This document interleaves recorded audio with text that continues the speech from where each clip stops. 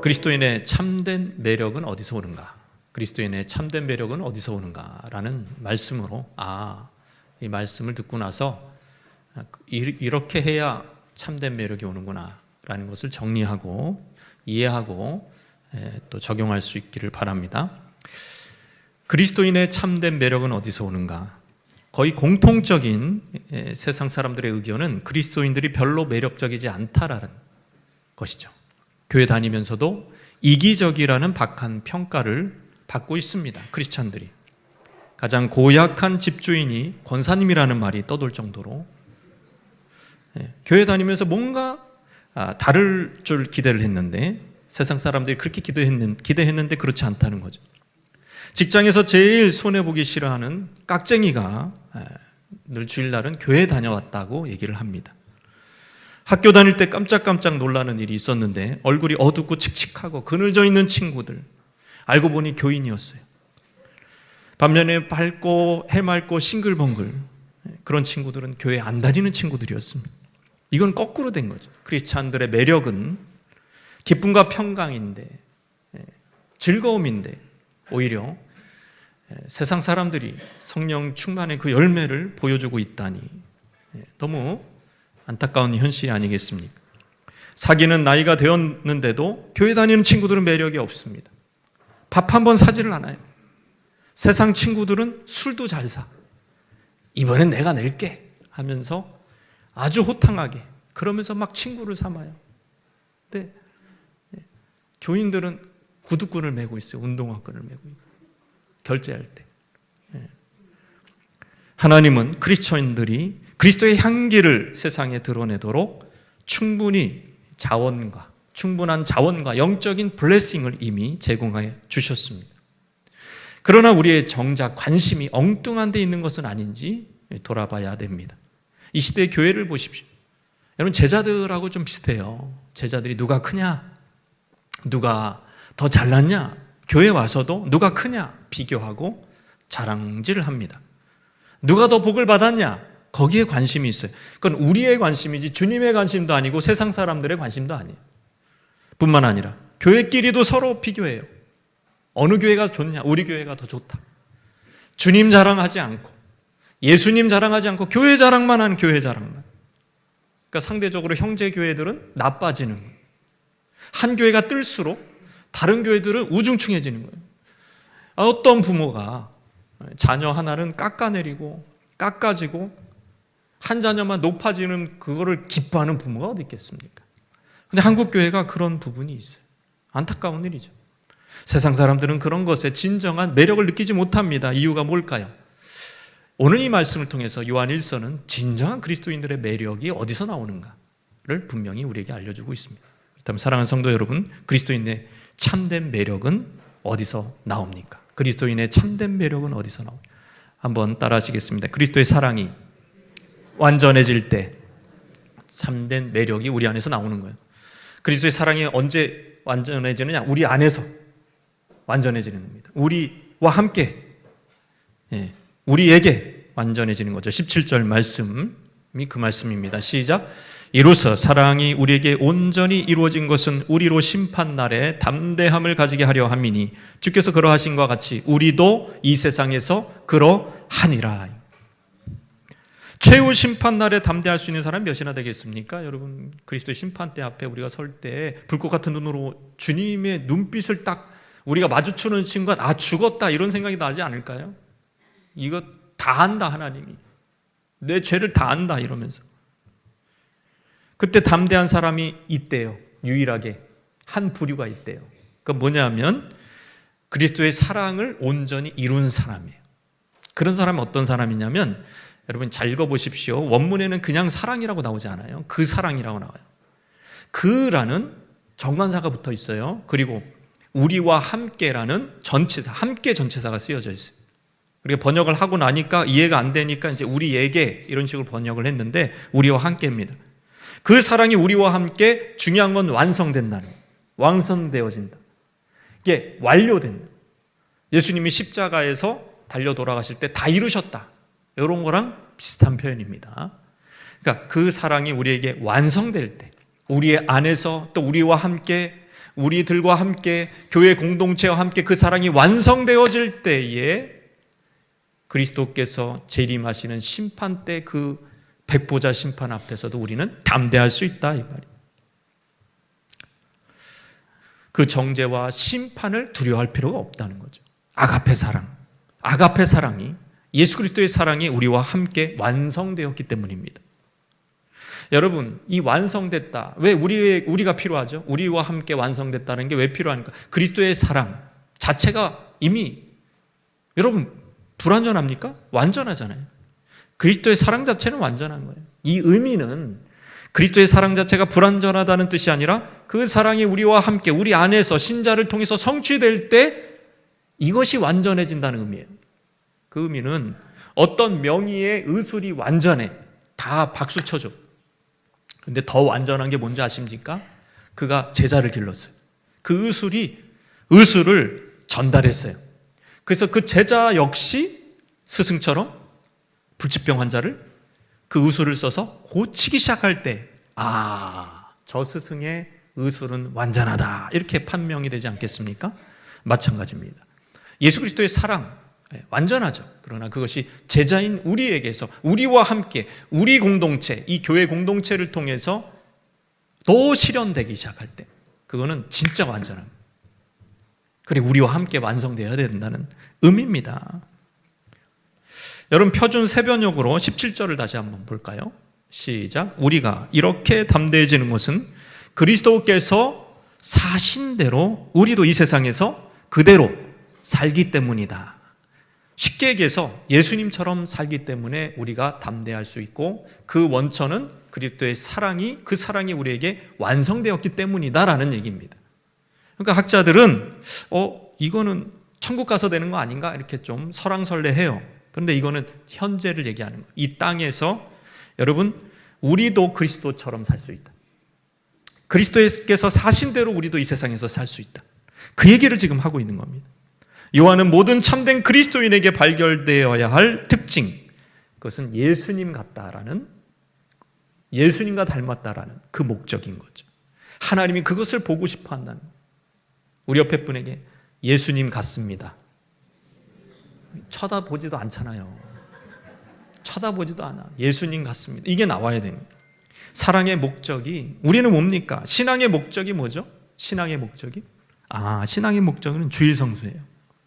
헌금 되는 거예요. 거기서 좀 더 나가면 11조까지, 좀 더 나가면 봉사까지. 그러면 우리는 어깨에 이렇게 딱 힘이 들어갑니다. 힘이 들어가요. 이야, 신앙에 내가 목표를 다 이뤘다 이거예요. 그러면 옆을 쫙 쳐다봐요. 이 한심한 사람들. 나는 이렇게 하고 있는데 이 한심하다 이거. 교만할 가능성이 높아져요. 제일 교만한 자리 1순위 목회자. 거기다 말씀까지다. 그 다음에 이제 2순위 장로님들, 3순위 권사님들. 이 교만이 되게 쉽게 들어올 수 있는 이 순서입니다. 왜? 행위가 의롭잖아요. 굉장히 의롭잖아요. 믿든지 말든지.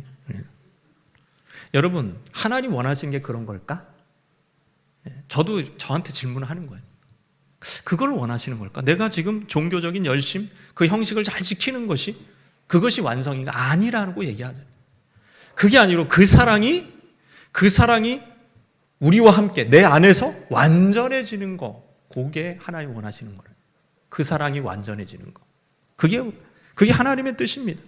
이 세상, 이 완악한 세상 속에서도 그리스도처럼 그 사랑이, 그리스도의 그 사랑이 완전해서 그리스도처럼 사는 거. 그게 하나님 원하시는 거예요. 그게 하나님이 원하시는 거예요. 우리는 이 땅에서 완전해질 수는 없지만 그 사랑이 완전하게 할 수는 있다고 요한은 얘기하고 있는 것입니다. 갈라디아서 2장 20절도 똑같은 말씀을 다른 버전으로 사도 바울이 이번에는 얘기하고 있습니다. 시작.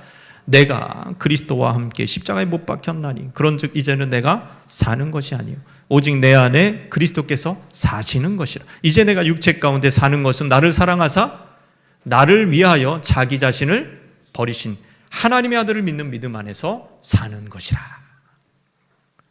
성도의 매력의 원천이 어디 있느냐? 내 안에 사시는 그리스도를. 이거 현재형입니다. 내 안에 그리스도께서 사신다. 이거. 요한의 표현대로 하면은 그 사랑이 거하는 거예요. 거함의 신학. 메노, 이 헬라어 메노를 굉장히 요한은 강조하고 있는데 여기서도 강조하고 있어요. 단지 죄를 나는 안 지어보겠다라는 결심만으로는 부족합니다. 그걸로는 세상을 못 이겨요. 죄를 못 이겨요. 거해야 돼요. 그 사랑이 내 안에 거하고 그리스도께서 사시게 해야 됩니다. 한번 읽어보겠습니다. 그리스도인의 매력의 원천은 예수님이 내 안에 사시도록 좋은 환경을 만드는 데 있다라는 것입니다. 이것이 메노신학이에요. 어린아이들이 있는 집에 제가 신방을 가보면 개고양이 기본으로 있는 집들이 많고, 이거는 못 맡아본 냄새가 어느 집에 딱 가면 나요. 고슴도치. 고슴도치를 키우는 거예요. 이런 냄새가 나는구나. 또 어떤 집은 햄스터를 키웁니다. 또 어떤 집은 거북이도 키우고, 어떤 집은 오리도 키웁니다. 그때 가장 신경 쓰이는 부분이 뭐냐? 환경이죠. 이 요물단지들이 거할 만한 환경을 만들어줘야 돼요. 구피를 키워보셨습니까? 구피에다가 여러분, 거기다가 개구리 집어넣는 바보가 어디 있습니까? 다 잡아먹지, 개구리. 개구리를 잡아먹어야 돼요. 구피를 키우려면. 예? 여러분, 그 안에, 우리 안에 하나님이 거하시게 하려면 어떻게 해야 되느냐? 크리스천의 매력은 거기서 나오는 거고, 예수님이 내 안에 거하시게, 그 사랑이 내 안에 거하도록 이렇게 내 말과 행동을 절제하는 거예요. 미움을 떠내려 보내는 거예요. 미움, 개구리 같은 미움을 그냥 십자가에 못 박아 버리는 겁니다. 기도 생활하는 거예요. 그게 예수님이 거하시기 가장 좋은 환경이 되는 것입니다. 할렐루야. 근데 맨날 근심 걱정하는 사람이 있어. 맨날 시기 질투하는 사람이 있어. 예? 그거는 그 예수님이 거하시기 굉장히 나쁜 환경을 만들어 버리는 거예요. 세상 좋아하는 사람이 있어요. 그거는 예수님이 거하시기 나쁜 환경을 만들어 버리는 거예요. 예수님이 사시기 좋은 환경이라는 것은 그 사랑에 반응하는 거지. 그 사랑, 날 위해 죽으신, 날 위해 다시 사신 그 사랑을 현재형으로 고마워하고 기뻐하고 막 겨워하고 사랑에 겨워하고 현재형으로 이렇게 현재적으로 들어와야 돼요. 어떤 분이 사신다고 바울이 얘기하고 있습니까? 나를 사랑하사 나를 위하여 십자가에 달리신 그분이 내 안에 사신다. 엄청난 사랑이에요. 이게 좀 이해가 안 되시는 분은 요걸 먹튀 자녀라는 그 개념을 이해하시면 되겠어요. 먹튀 자녀. 어떤 자녀입니까? 부모가 거액의 유산을 넘겨줬어요. 막 아파트 막 이런 거 막 거액의 유산을 물려줬어요. 근데 그 아들이 그 딸이 유산 물려받은 그 딸이 부모 집에 오면 고마워하기는커녕 기뻐하기는커녕 더 없나? 더 안 주시나? 나는 남은 거 더 없으신가? 난 좀 부족한데. 이런 생각을 하면 부모를 기쁘시게 할 수 있어요? 괴롭게 하는 거예요? 이해가 안 되세요? 괴롭게 하는 거예요? 기쁘시게 하는 거예요? 괴롭게 하는 거죠.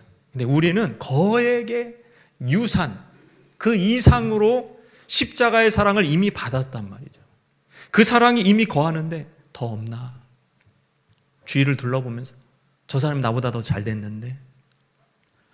여러분, 이러고 앉아있으면은 그 유산을 누리지 못하고 그 사랑의 복에 겨워하지 못하고 저 사람이 더 나보다 예쁜데, 저 사람이 나보다 돈 많은데, 저 사람이 나보다 더 잘 됐는데, 이러고 앉아있으면은요 부모가 괴롭게 하는 거예요. 하나님을 괴롭게 하는 거예요. 주셔요. 주시지만 먼저 뭘 해야 되는 거예요?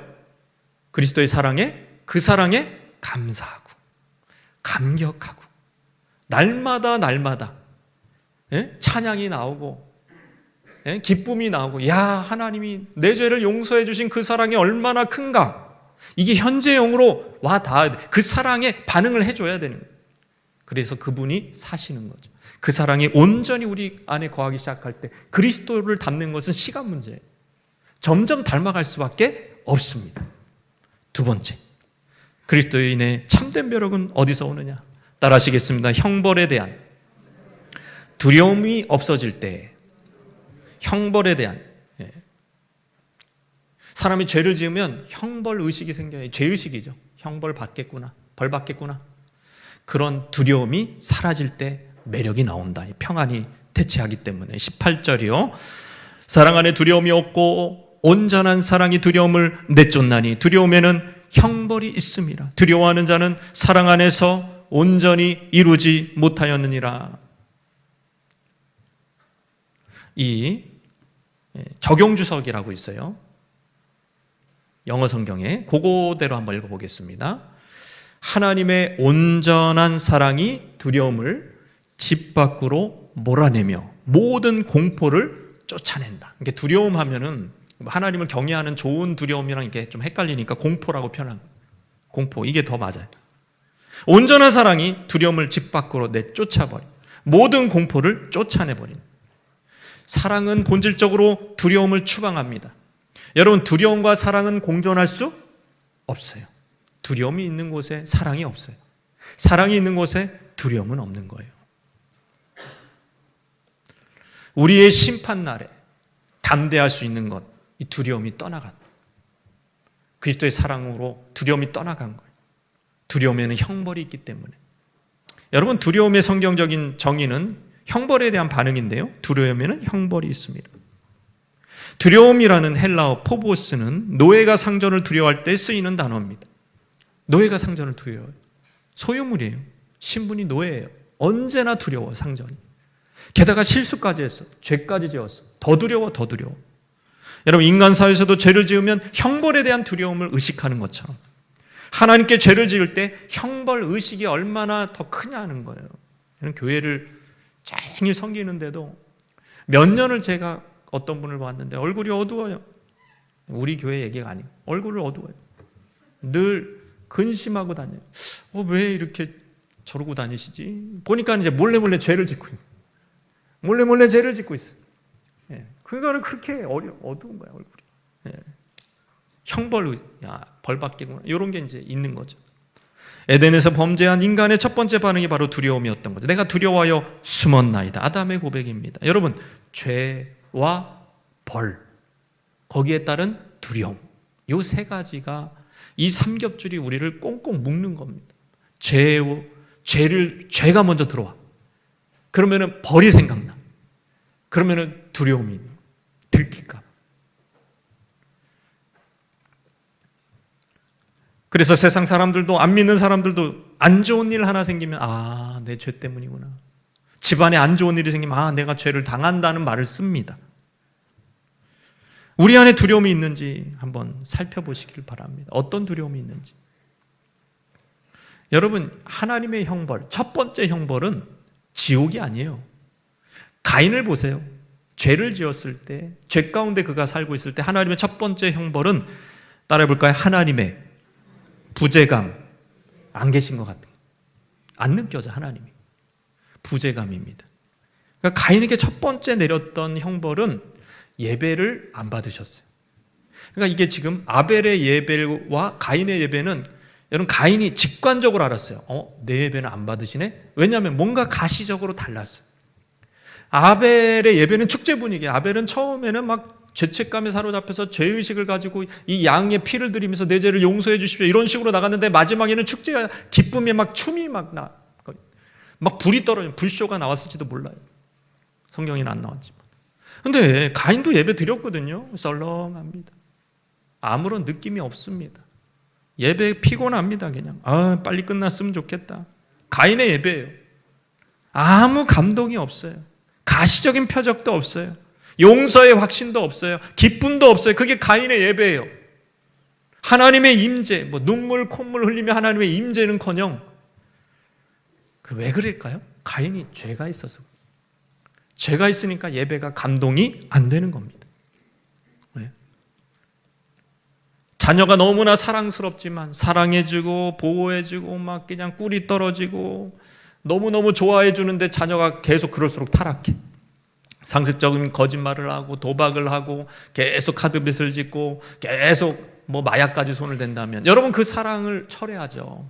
왜냐하면 그 사랑을 주면 줄수록 그렇게 가니까. 그 부모는, 똑똑한 부모는 그렇게 할 수가 없는 거예요. 냉담해질 수밖에 없는 거예요. 냉담을 선택할 수밖에 없어요. 왜냐하면 결과가 계속 안 좋아지니까 냉담해지는 거죠. 네가 나를 의지해서 이렇게 되는구나. 안 되겠구나. 냉담해. 그냥 관계가 끊어지는 거예요. 그러면 똑똑한 자녀는, 철든 자녀는 부모의 냉담함을 깨닫고 고통스러워합니다. 그래서 얼른 돌아오죠. 철없고 죄를 좋아하는 자녀는 부모를 근심시키고, 아주 못된 자녀는 아주 그냥 자유하게 죄를 짓는 거예요. 냉담한 관계, 여러분 이것이 첫 번째 형벌이에요. 거기서 빨리 우리는 깨닫는 거죠. 다윗이요, 간음죄를 진 다음에 우리야 밧세바를 취한 그 죄 가운데 있을 때 시편 51편에 그 하나님의 형벌이 뭐였죠? 주의 성령을 떠나가게 하지 말라는 거예요. 하나님과의 교제가 끊겨지는 것인 거죠. 그거를 다윗은 금방 알았어요. 그래서 울부짖잖아요. 주의 성령을 내게 거두지 마십시오. 기도도 어렵고 죄가 들어오면 예배도 곤욕스러운 거예요. 예배 드리는 시간이 힘들어요. 여러분, 그런 인생은 마치 살얼음판을 가는 것 같아요. 언제 무너져도 이상하지 않아요. 꿈도 악몽만 꿉니다. 맨날 쫓겨다니 꿈꾸면. 누가 꿈꾸면 낯들고 막 뒤쫓아. 낯들고 지쳤죠. 이야, 사고가 납니다. 꿈속에서. 자동차 사고 나고. 꿈에서도 망해. 친구들이 다 등져, 꿈에서. 이러면 두려움이 있는 거예요. 마음속에.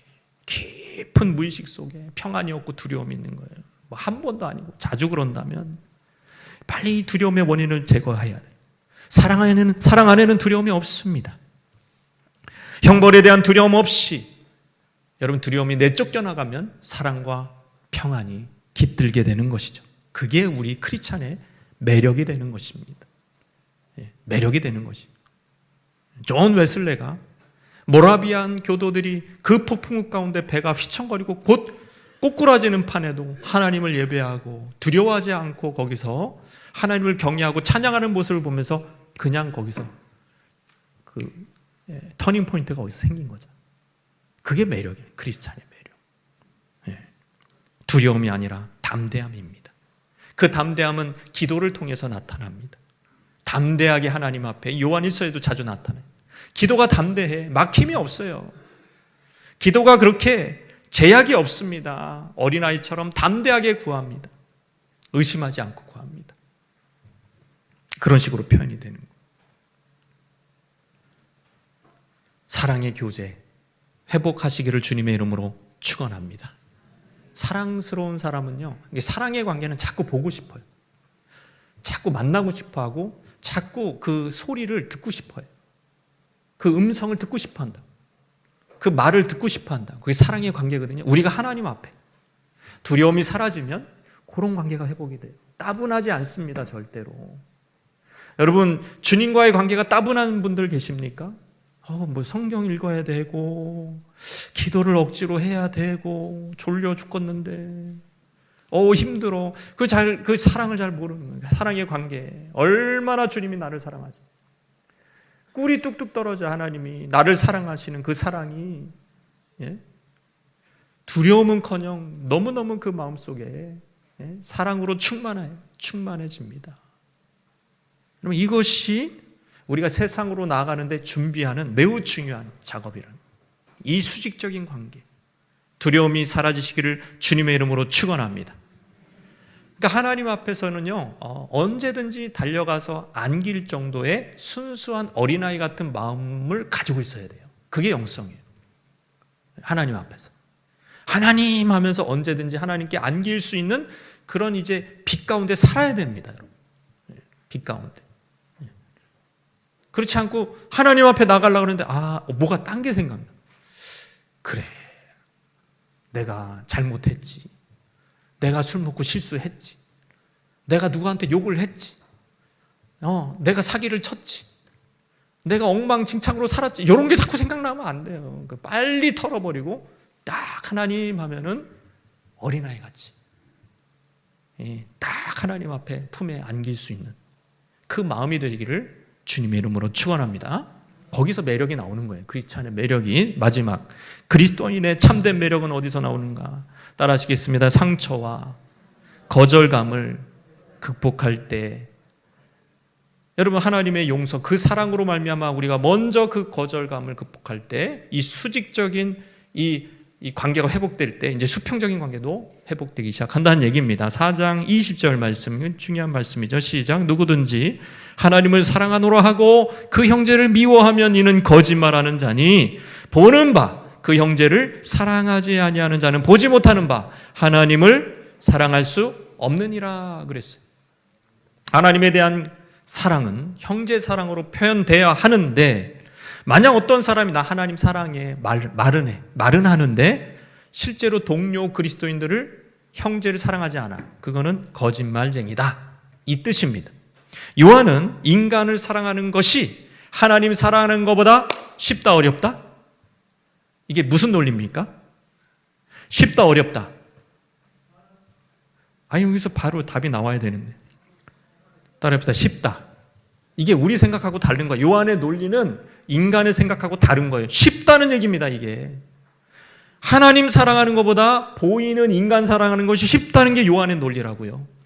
여기서 보이는 바 인간 사랑하는 것이 쉽지, 보이지 않는 하나님 사랑하는 건 훨씬 어렵다, 이게 요한의 지금 이 말씀의 논리라고요. 우리가 하나님을 사랑한다고 말하면서 보이는 사람을 사랑하지 않는다면 그것은 뭔가 잘못된 것이다. 성경학자들은요, 여기서 뭘 얘기하냐 하면, 어법이, 이 헬라어 구문에서 어법이 보이는 또는 보이지 않는 바, 요거를 강조하는 어법. 그러니까 보인다, 보이지 않는다가 굉장히 중요하다는 거예요. 사랑의 동기에 있어서 중요하다는 거죠. 여러분이 개와 고양이를 이뻐하는 이유가 무엇입니까? 근본적인 이유가 뭐죠? 보여서 그러는 거예요. 여러분, 개와 고양이가 유령이야. 안 보여. 사랑할 수 있어요, 없어요? 없죠. 그냥 사라졌어, 그냥. 눈에는 하나도 안 보여. 어떻게 사랑해? 보여서 그런 거. 이게 가장 전제란 말이에요. 보이는데 또 귀엽게 생겼어요. 그래서 저는 깜짝깜짝 놀래요. 유모차인 줄 알고 이렇게 쳐다보면 갑자기 개 두 상이 이렇게 탁 터져. 개가 거기 애기처럼 앉아 있는 거예요. 너무 주인이 이뻐요. 생김새가 또 하나님이 그렇게 만들었어요. 이쁘게. 사랑할 만하게 만들었어요. 여러분, 인간도 미워도 막, 그래도 미워도 다시 한 번요. 왜냐하면 인간을 아름답게 만들었어요. 귀엽게 만들었다니까요, 인간을. 그래서 다 사랑해서, 지금 미워하는 자들도 다 사랑해서 결혼한 거예요. 보여서 그런, 보여서. 보이는 것이 사랑하는 데 있어서 긍정적인 효과를 준다는 것, 요한은 직관적으로 얘기하고 있어요. 지금도 미워하는 부부, 과거에도 엄청 사랑해서 결혼한 것처럼, 저 강아지들이 이쁘게 보이는 것처럼 보이는 존재를 사랑하는 게 쉽다. 안 보여. 안 보이는데 어떻게 사랑하냐고요. 극히 어렵습니다. 안 보이는 존재 사랑하는 거 극히 어렵습니다. 한 번도 본 적이 없는 존재. 나는 외계인을 사랑합니다, 막 그런 사람은 저는 한 번도 못 본 것 같아요. 외계인이 있냐 없냐 이런 논쟁을 할 수 있을지언정 존재 자체가 증명이 안 됐기 때문에 사랑도 안 해요. 외계인의 사랑에 빠졌다, 그런 사람은 없잖아요. E.T.와 사랑에 빠졌다, 그거는 영화에서만 나오는 거예요. 만약 보이는 존재를 사랑해서 사랑하는 것이 쉬운데 보이는 존재마저 사랑하지 않는다면 보이는 하나님은 어떻게 사랑할 수 있겠냐, 이게 성경의 논리고, 보이지 않는 하나님을 사랑한다고 말하는데 보이는 형제를 미워해, 그거는 너가 거짓말하는 거다. 그게 사도 요한의 논리입니다. 요한일서 4장 19절 말씀, 시작. 우리가 사랑함은 그가 먼저 우리를 사랑하셨습니다. 하나님이 먼저 우리를 사랑하셨어요. 그래서 우리의 형벌 제거되고 죄책감이 제거됐습니다. 두려움이 사라졌어요. 용납된 거예요. 여러분, 절대 권위자, 최고 권위자, 두려우신 하나님께 용납되었다라는 그 경험은 우리의 인생의 최고의 경험입니다. 하나님께 내가 용납됐구나. 하나님이 나를 받으셨구나. 내 모습 이대로 주 받으옵소서. 날 받아주신 것. 야, 얼마나 감사하냐 이거. 예? 이제는 무서운 심판자, 판사가 아니라 하나님은 나의 아버지가 되신 것. 판사의 자녀가 된 거예요. 그러니까 별로 두렵지 않아. 죄인으로서 판사를 바라볼 때하고 좀 달라요. 많이 다르죠. 신분이 바뀌었기 때문에. 그러나 세상 사람들은 하나님의 용서를 경험하지 못했으니 인간관계에 목을 맵니다. 근데 인간관계를 하다가 상처를 받고 거절감을 받습니다. 거기는 어디에 눈을 돌리냐? 난 이것도 필요 없다.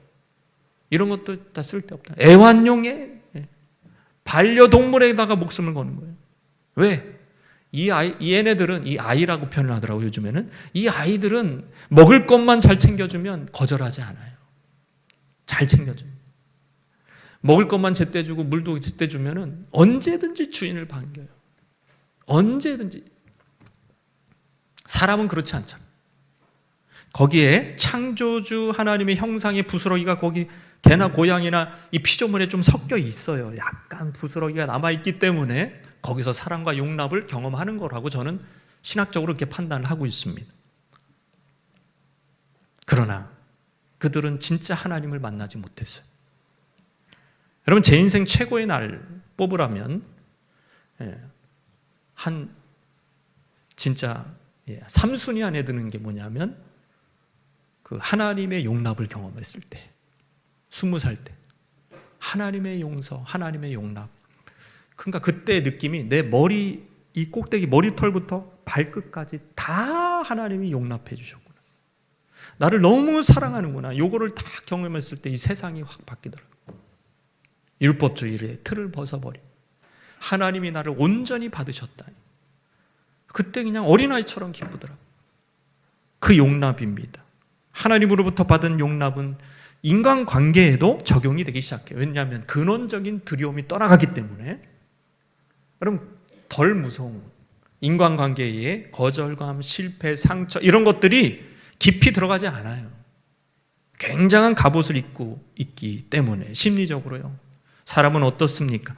용납받은 사람이 남을 용납할 수 있고 사랑받은 사람이 사랑해 줄 수가 있는 거예요.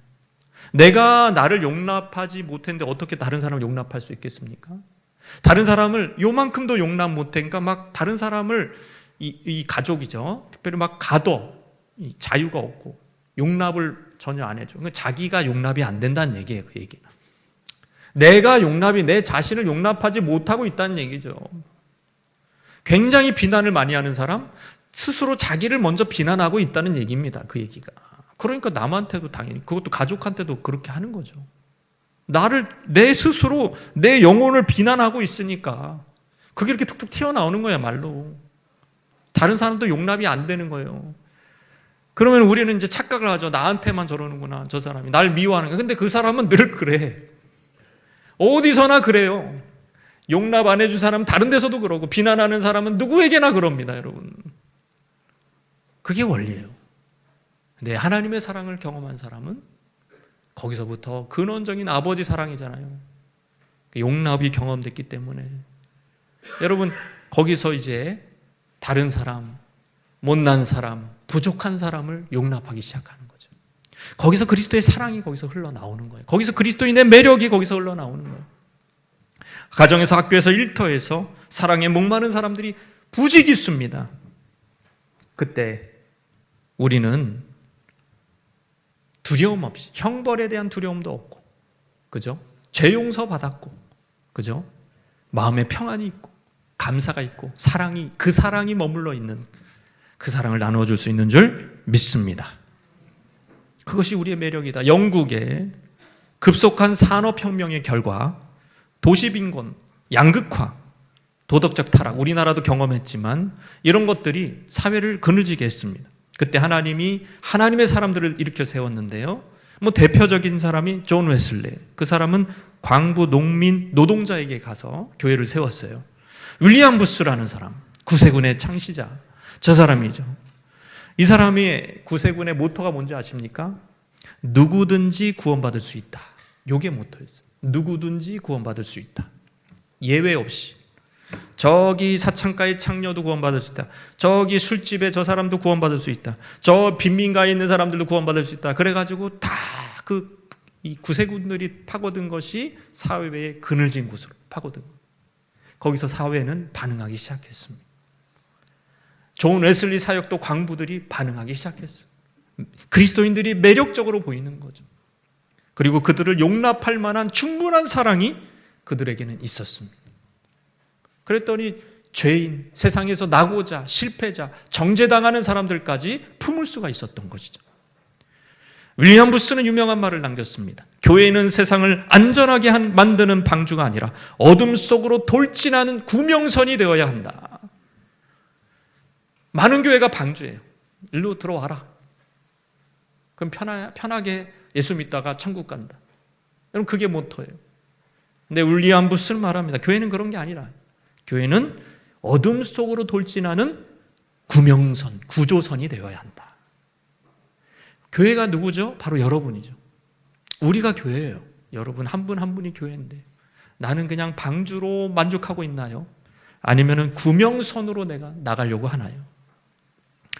하나님은 저와 여러분을 세상을 구원하는 구명선으로, 멋진 놀라운 위대한 구명선으로 만들었는데 문제는 그 자리에 있어요. 항상 그 구명선이 돌아다녀야 되는데 돌아다니지 않아요. 왜 그럴까요?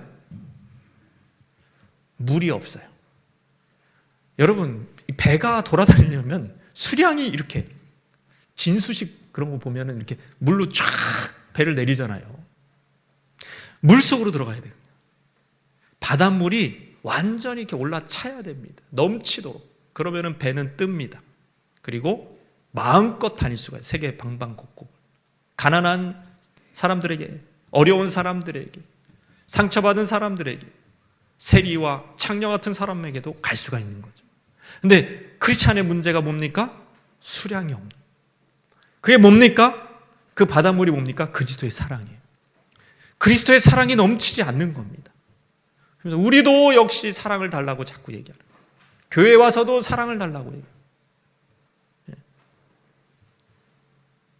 눈빛이 안 좋다. 목사님 지나가는데 좀 굉장히 눈빛이 기분 나쁜 눈빛이었다. 그러면서 마음이 막 이렇게 내려앉고 교회 나가기 싫다 막 이런 소리를 하고 있고. 여러분, 그리스도의 사랑, 목사님의 사랑이 아니고 그리스도의 사랑이 차오르시기를 주님의 이름으로 축원합니다. 그러니까 교회에 나오는 거는 이미 그리스도의 사랑으로 충만해서 그 사랑이 이렇게 폭발하는 거예요. 이게 축제예요, 교회는. 목장 안에서 그 사랑을 나누는 겁니다. 여러분 안에 진정한 사랑을 줄 수 있는 사람이 사람이 아니에요. 부모의 사랑도 한계가 있습니다. 친구, 심지어 배우자의 사랑도 한계가 있어요. 그 한계치를 넘어가면 힘들어요, 여러분. 그러나 그리스도의 사랑, 그 사랑으로 바닷물이 깊은 바닷물로 채워져서 그 배가 어디 들든지 여러분의 배가, 여러분이라는 배가, 구조선이 어디든지 갈 수 있도록 여러분 그 사랑으로 충만하시기를 주님의 이름으로 축원합니다.